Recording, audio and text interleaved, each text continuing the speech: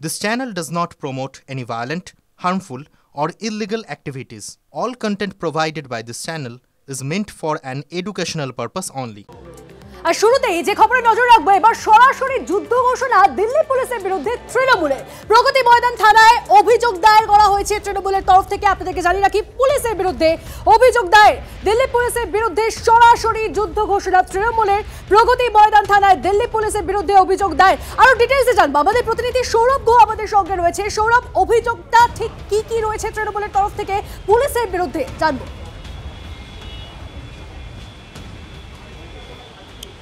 তন্নিষ্ঠা, এতদিন রাজনৈতিক লড়াই চলছিল বিজেপি বনাম তৃণমূল কংগ্রেস। এতদিন আমরা কেন্দ্র এবং রাজ্যের মধ্যেও সংঘাত দেখেছি নানা ইস্যুতে, কিন্তু আজ যেটা হতে চলেছে যে পরিযায়ী শ্রমিক সঞ্জিরা খাতুন এবং তার পরিবার তারা এসে দিল্লি পুলিশের বিরুদ্ধে যে অভিযোগ তারা করেছেন, প্রথমে সাংবাদিক সম্মেলন এবং এই মুহূর্তে বাইপাসের ধারে প্রগতি ময়দান থানায় তারা রয়েছেন। এবং যেটা জানা যাচ্ছে যে দিল্লি পুলিশের বিরুদ্ধে সরাসরি এফআইআর লজ করছেন তারা। ওই পরিবারের তরফে দিল্লি পুলিশের বিরুদ্ধে এফআইআর করা হচ্ছে।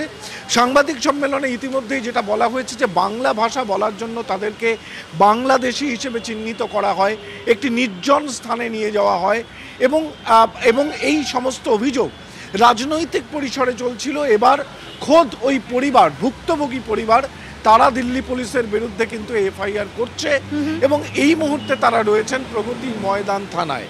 নিঃসন্দেহে যে অভিযোগ এবং পাল্টা অভিযোগ চলেছে, এমনকি মমতা বন্দ্যোপাধ্যায়ের এক্স হ্যান্ডেলে পোস্ট করা ভিডিওর সত্যতা নিয়েও প্রশ্ন তোলা হয়েছে। তারপরে কিন্তু আজকের এই এফআইআর নিঃসন্দেহে একটা যুদ্ধ ঘোষণা করা হলো, এটা এক কথায় বলাই যেতে পারে। একদম যে আপডেট আপনাদেরকে দিচ্ছিলাম, অর্থাৎ এবার দিল্লি পুলিশের বিরুদ্ধে সরাসরি অভিযোগ তৃণমূলের। ইতিমধ্যে তারা পৌঁছে গেছেন সেখানে প্রগতি ময়দান থানায়। আমরা আপডেট দিচ্ছিলাম আপনাদেরকে, এবার দিল্লি পুলিশের বিরুদ্ধে অভিযোগ দায়ের প্রগতি ময়দান থানায়।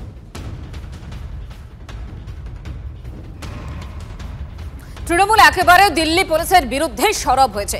দিল্লিতে মালদার যে পরিযায়ী শ্রমিক কি আদৌ হেনস্থা করেছে দিল্লি পুলিশ, এই দাবি নিয়ে কিন্তু পাল্টা দাবি রয়েছে, অর্থাৎ বিতর্ক এই মুহূর্তে তুঙ্গে। মুখ্যমন্ত্রীর দাবি দিল্লি পুলিশ খারিজের পর এবার দিল্লি পুলিশের দাবি একেবারে নস্যাৎ করেছে তৃণমূল। অভিযোগকারিণীকে সঙ্গে নিয়ে দিল্লি পুলিশকে তোপ দেখেছে তৃণমূল। কলকাতায় এসে দিল্লি পুলিশের বিরুদ্ধে বিস্ফোরক অভিযোগ সাজনুর পারভিনের। পশ্চিমবঙ্গের লোক মানেই বাংলাদেশি, আধার কার্ড দেখিয়েও কাজ হয়নি, জয় শ্রীরাম না বলায় পেটে লাথি মারা হয়, বিস্ফোরক অভিযোগ সাজনুরের। ওরা তখন বলল যে বাংলাদেশি, আপনারা বাংলাদেশি। আমি বললাম আমরা বাংলাদেশি না। এই কথাটা বলার পর আমাকে 2টা থাপ্পড় মেরেছিল।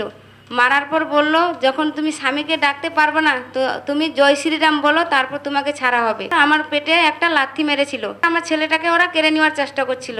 বলছে ওরা একদম এত ছিঁড়াছিঁড়ি করতে করতে আমার ছেলেটা উপর খেয়ে পড়ে গেছিল। আর কানের মধ্যে ওরা থাপ্পড় দিয়েছিল, কান থেকে রক্ত পড়ছিল, কানে আচরণ এখনও আছে, আর মাথাটা ফুলে গেছিল পড়ে যেয়ে। তখন আমাদেরকেও হুমকি দিল, 25,000 টাকা দিলে ছাড়বো, না হলে ছাড়বো না। থানায় নেওয়ার পর আরও অত্যাচার শুরু করে দিল। বললো তোমরা পশ্চিমবঙ্গের লোক মানেই তো বাংলাদেশি, পশ্চিমবঙ্গ মানেই বাংলাদেশি। আমরা ভয়ে জান নিয়ে পালিয়ে এসেছি। হ্যাঁ, সই তো অনেক জায়গায় করিয়েছে, অনেক জায়গায়, বলার শেষ নাই। আমাদেরকে কিচ্ছু বলেনি, ওরা সাইন করিয়ে নিয়েছে। সেই জায়গাটাতে আমাকে ধরে নিয়ে গেছিল, সেই জায়গাটা ওরা সিসিটিভিতে দেখাচ্ছে না। যেখানে ওরা টাকাটা যেখানে নিয়েছে ওটাও জিনিসটা দেখাচ্ছে না। যখন আমি বাড়ি ফেরত আসছি ওই ভিডিওটা দেখাচ্ছে, আর যখন নিয়ে যাচ্ছে ওই ভিডিওটা দেখাচ্ছে না।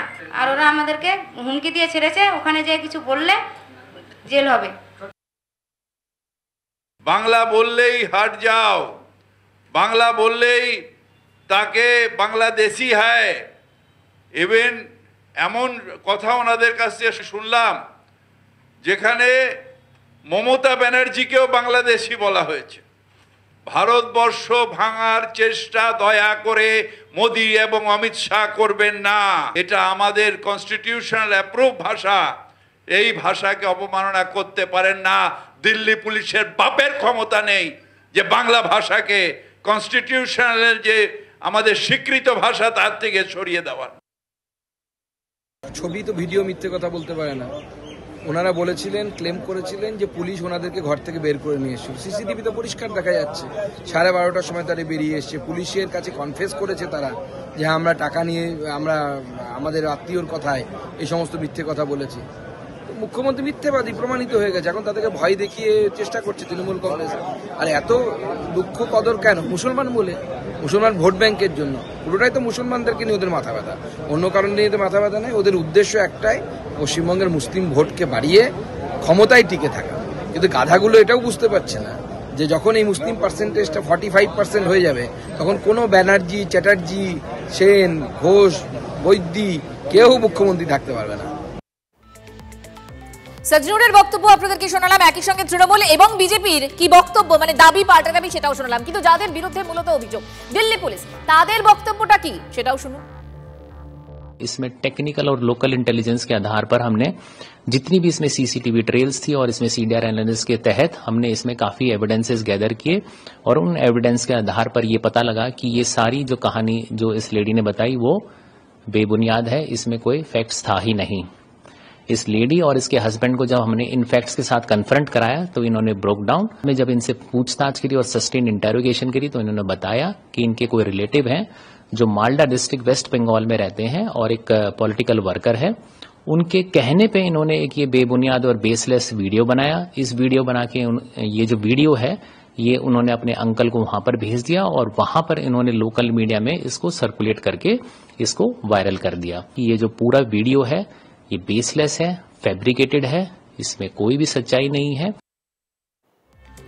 কাহানি বেবুনিয়াদ, মানে যা অভিযোগ রয়েছে সেটা একেবারে নস্যাৎ করে দিচ্ছে দিল্লি পুলিশ। কিন্তু ভিডিও বিতর্কে নিজের অবস্থানেই অনড় মুখ্যমন্ত্রী মমতা বন্দ্যোপাধ্যায়। যাদের উপর অত্যাচার করা হয়েছে তাদের হেনস্থা করা হচ্ছে, থানায় ডেকে থ্রেট করা হচ্ছে। গতকাল অভিযোগ করেন মুখ্যমন্ত্রী।